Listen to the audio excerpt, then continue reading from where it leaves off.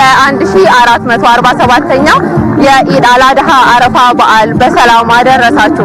እንግዲህ የአረፋ በዓል በእስልምና እምነት ተከታዮች ዘንድ በድምቀት የሚከበር በዓል ነው። ይህም በዓል እንግዲህ ከሃይማኖታዊ ስርዓቱ ባሻገር በተለያዩ ባህላዊ ስነ ስርዓቶች ደምቆ የሚከበር በዓል ነው። እኛም ዛሬ በጉራጌ ዞን ገደባኖ ኩታዘር ወለኔ ወረዳ ተገኝተን በአረፋ በዓል ወቅት ምን አይነት ምግቦች ይዘጋጃሉ፣ አዘገጃጀቱስ ምን ይመስላል የሚለውን እኔም አብሬ ከነሱ ጋር እየተሳተፉ እየሰራው ለእናንተ ማስመለከታችሁ ይሆናል።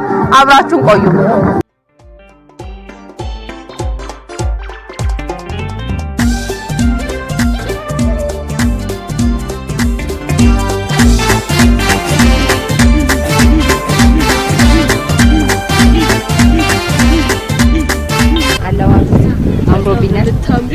ምን ቀረኝ እስኪ ምን ጎደለ? ሰርቹ በጣም ያምራል። ምን ቀረኝ ምን ጎደለ? ለዚህ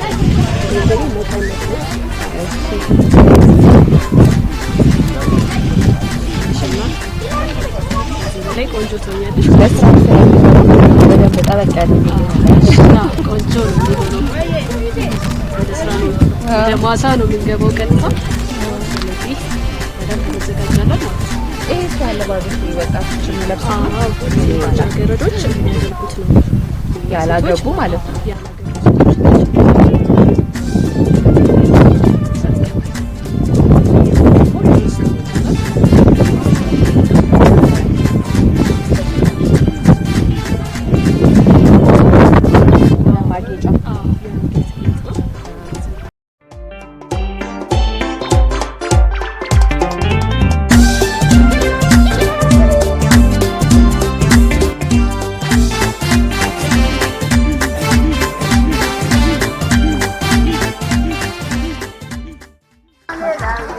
እንደምን ቆያችሁ?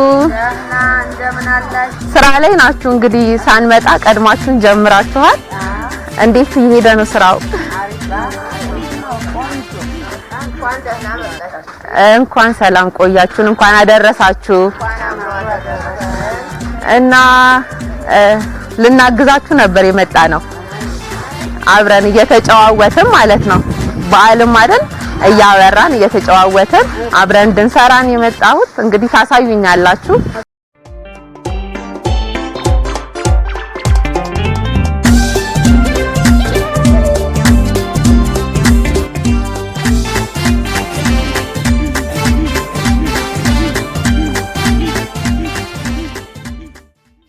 እስቲ ምን እያደረግሽ ነው?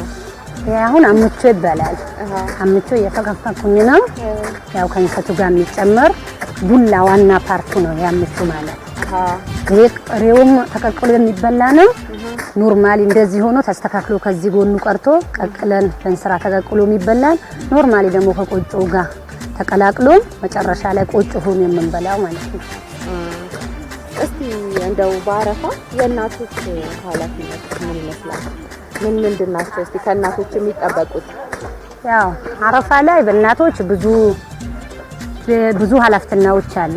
ምናልባት አረፋ ስንል እናቶች ያው ከቀድሞም ጀምረው ተበድረው የሆነ አምጥተው የሚሰሩት ብቻ ሳይሆን በጊዜ ታስቦበት ከመጀመሪያው አረፋ እስከ ቀጣዩ አረፋ ያደርሰን ብለው አስበውበት የሚሰሩት ነው። መጀመሪያ ደረጃ ቂቤ ነው የሚዘጋጅ። አንድ እናት ቆጦ ይባላል። ቆጦ ተሰበስባለች፣ ቂቤ ትዘጋጃለች።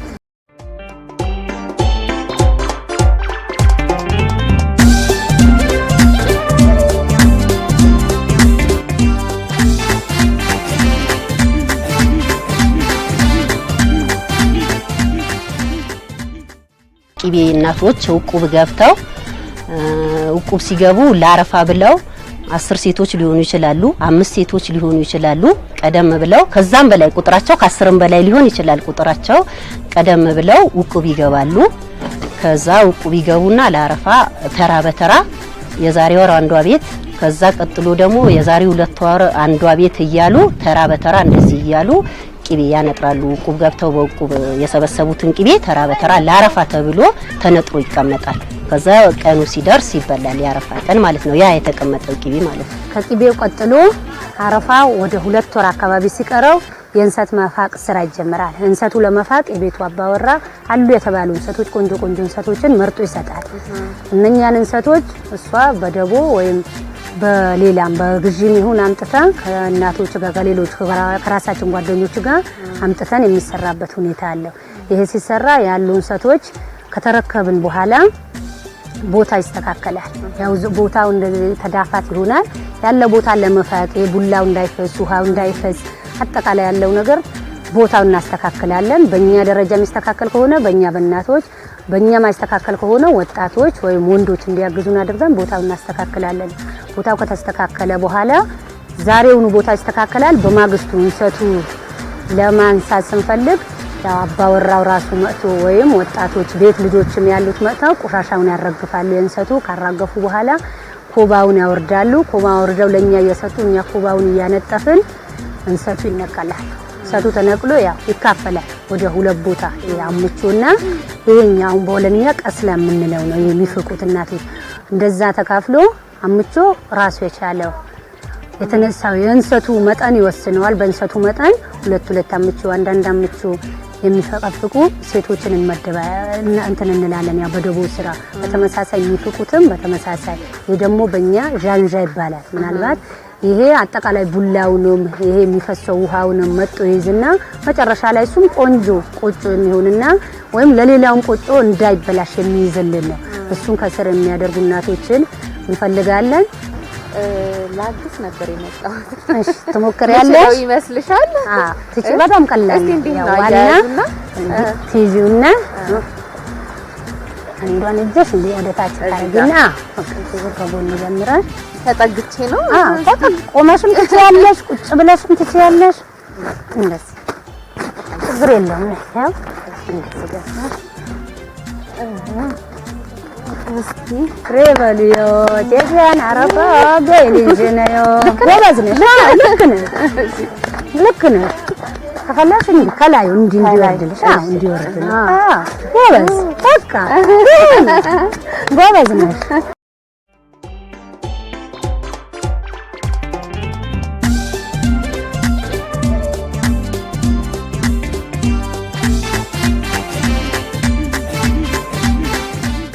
ይሄንን አስተካክለን ይመታል። ይሄ ዳግም በዚህ በያስኩት የጃግባ ይባላል። በዚህ ይመታል ይሄኛው ማለት ነው። መጨረሻ ላይ ለማብሰል ከተመታ በኋላ ይከደናል። እናለብሰዋለን። በጋራ አልብሰነው ከሳምንት በኋላ ከተቻለ የእንሰቱ መጠን ብዙ ከሆነ እንደዚሁ በጋራ 2-3 ሴቶች ሆነን ትንሽ ከሆነ የእንሰቱ መጠን የቤቷ ማወራ ወይም የምታስፈቀው እናት ብቻ ያረፋው ባለቤት እሷ ራሷን ታደባልቀዋለች። አሁን ከላይ ይሄ ከስር ይሆናል። እነኚህ እናቶች ደግሞ ቢፍቁት ከላይ ይሆናል። ስናለብሰው የዛን ቀን ይደባለቃል። ሁለቱ ካደባለቅና እንደዛው ተደባልቆ አልብሰን እንተዋለን። ከሱ ሳምንት በኋላ ከፋንበት 15ኛው ቀን በኋላ ደግሞ በደንብ ይታሻል። ማሸት ይባላል። የመጀመሪያው መቀባት ይባላል። ቀጥሎ ማሸት ይባላል። ያንን ካሸን በኋላ ከወር በኋላ ኖርማል ቆንጆ ቆጮ ሆኖ ይወጣል። ወደ መብሰሉ ደርሷል። ወደ ምግብነቱ እየደረሰ ይሄዳል። ከዛ በኋላ ያው አቅም ያለው ይታጠባል። ቆንጆም ነው። ኖርማል ደግሞ በትክክለኛው ደግሞ በእኛ በባህላችን ይጨመቃል። 1-2 እናቶች ይጨምቃሉ። ሌሎች እናቶች እንደዛው በደቦ አረፋው ደርሷል። ይሄኔ ተቃርቧል። አረፋ በ15 ቀን ኦር በወር ገብቷል። ያንን የመቁረጥ ስራ ይሰራል።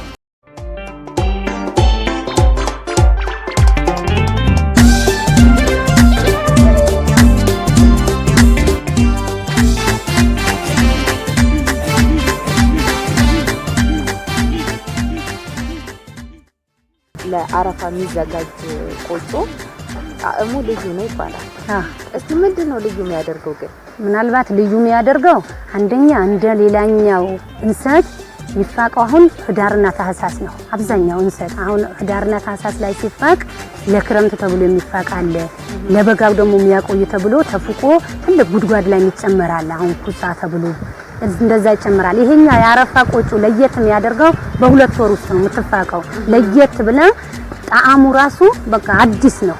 ጣዕሙ ውሃ እያለ አዲስ ጣዕም ነው የሚበላው። አሁን ይሄኛው ቆጮና ሌላኛው የቆየው ቆጮ አውጥተን ብናወዳደር አይገናኝም። ይሄኛው አሁን ልዩ የሚያደርገው እስከነ ቡላው ምንም እንትን ሳይል ኖርማል በቃ በትክክለኛ እንትን የሚበላ ነው፣ ምንም ሳይጠፋ። ዛሬ ነጭ እንዳየነው ይሄ ቆጮ ነጩ ነው የሚበላ በተለየ ሁኔታ።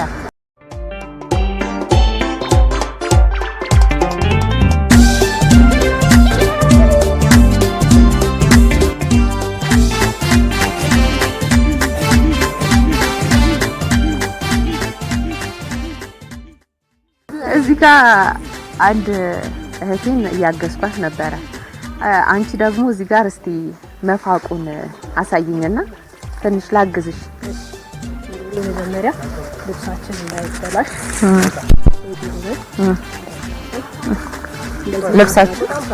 ልብሳችን እንዳይበላሽ እንደዚህ እናስራለን ማለት ነው። ይሄም ያው የእንስሳት ነው።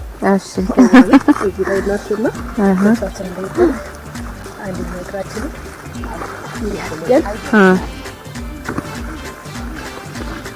አንድ እግራችንን እንሰቅላለን። አንደኛውን ከስር እናደርጋለን ማለት ነው። ከዛ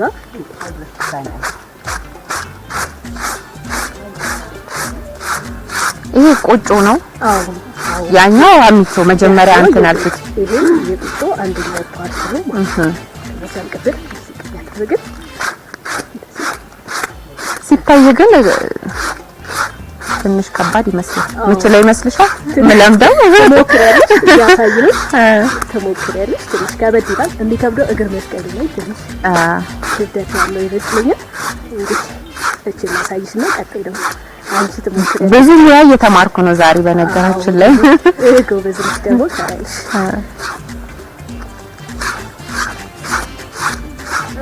እስቲ ቆሎ በመሃል በነገራችን ላይ እየጠጣን ነው የምንሰራው። አዎ አቅምም ይሰጣል። ጨዋታችሁም ደስ ይላል። አዎ እየበላን እየጠጣን እየጨፈርን ነው የምንሰራው በመሃል ማለት ነው። ያው ስራ ሲሆን ትንሽ ድካም ይኖረዋልና ድካሙን እንዲያስረሳን በመሃል እየጨፈርን እናስገዳለን ማለት ነው። ያው የራሱ ሂደቶች አሉ። እንደዚህም ተፍቆ ካለቀ በኋላ አሚቾም ከተስተካከለ በኋላ አንድ ላይ ይደባለቃል።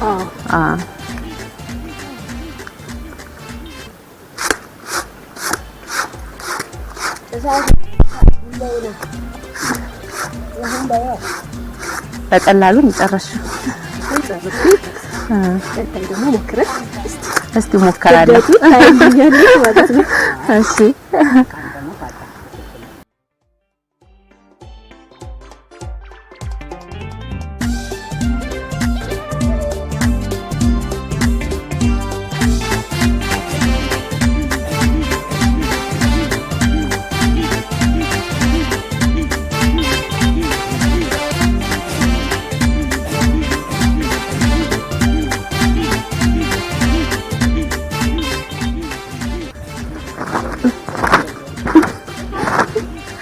እንግዲህ ተመልካቾቻችን መሞከራው እንደው ትንሽ እንኳን መሞከራው መስሎኝ ነበረ።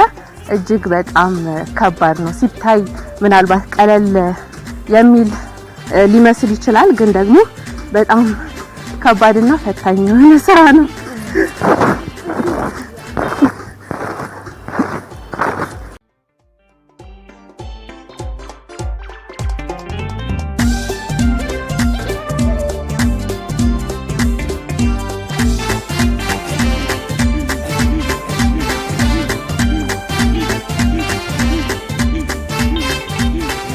ቆጮ አሁን ሁለት አይነት ነው። ሁለት አይነት ሲባል ቆጮ አንድ ነው፣ ግን አገጋገሩ ነው የሚለየው።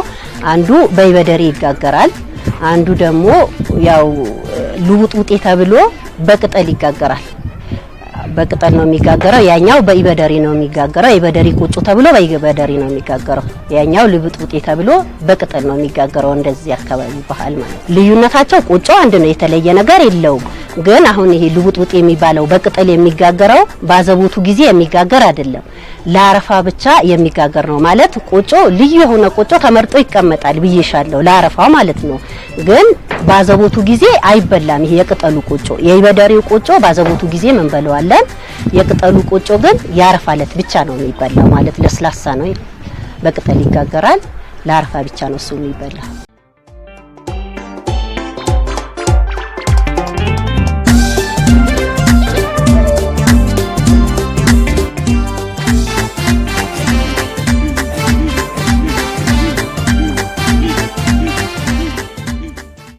የሴቶች አረፋ ዕለት ቡና በንፍሮ በቂቤ አንድ ላይ ይጠጣል። ከዛ በኋላ ቂንጬ ይበላል። ከዛ ቀጥሎ ደግሞ አይቤ በጎመን ይበላል።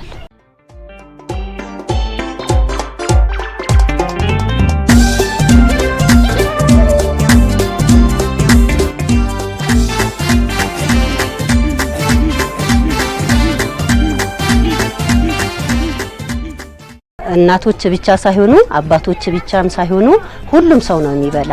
ሁሉም ታዳሚ ቅድም እንዳየሽው ልጆችም እናቶችም አባቶችም የአካባቢ ወጣቶች ሁሉም በጋራ ተሰብስቦ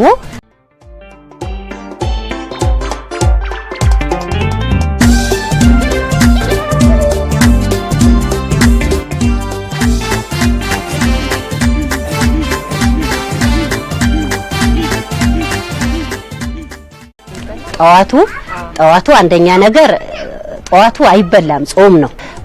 እርድ ደግሞ የሚደረገው ከሰዓት በኋላ ነው የሚታረደው፣ ከሰላት በኋላ ነው። ከሰላት መተሽ ነው የሚታረደው። ከዛ እሱ ክትፎ ይበላል።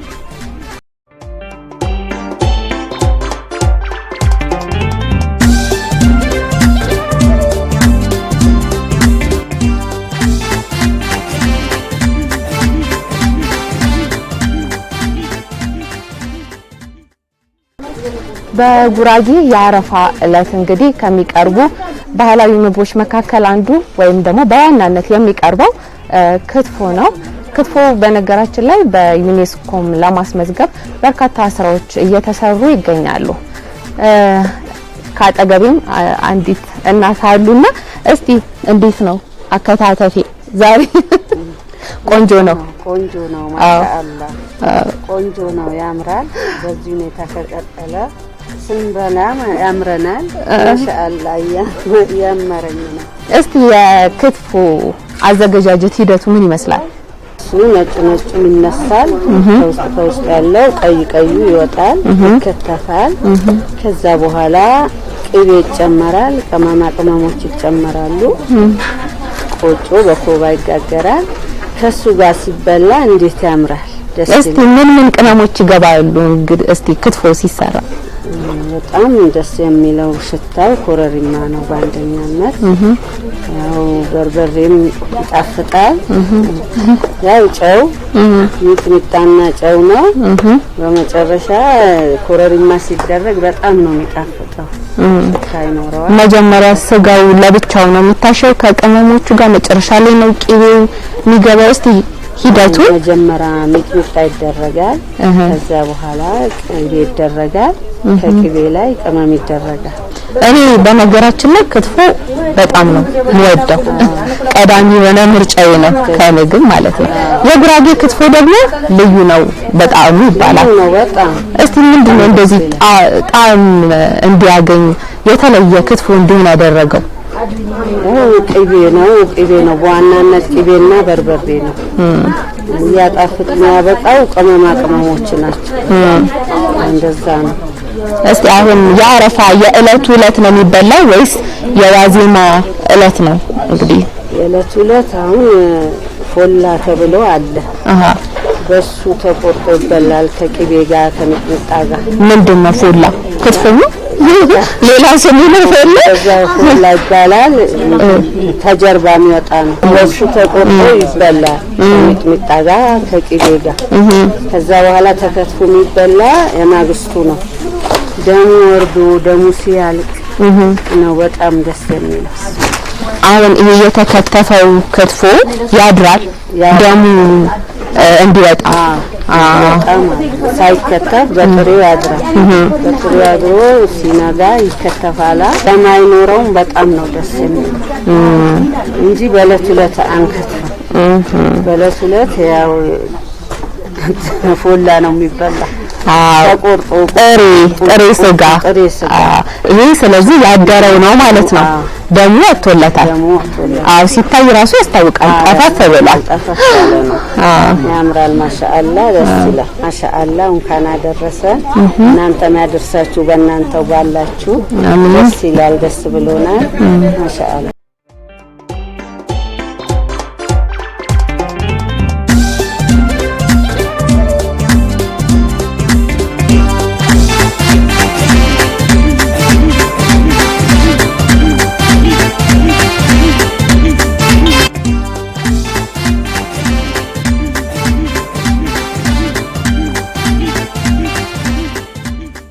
እንግዲህ ተመልካቾቻችን በጉራጌ ዞን ገደባኑ ጉታዘር ወለኔ ወረዳ ተገኝተን ልዩ የአረፋ በዓልን አክብረናል። እንግዲህ በቆይታችን እንደተከታተላችሁ ከመጀመሪያ ጀምሮ የቆጮ አዘገጃጀት፣ ክትፎ፣ የጎመን ክትፎ እንግዲህ በተሻለኝ አቅም ሞክሬያለሁ ብዬ አስባለሁኝ።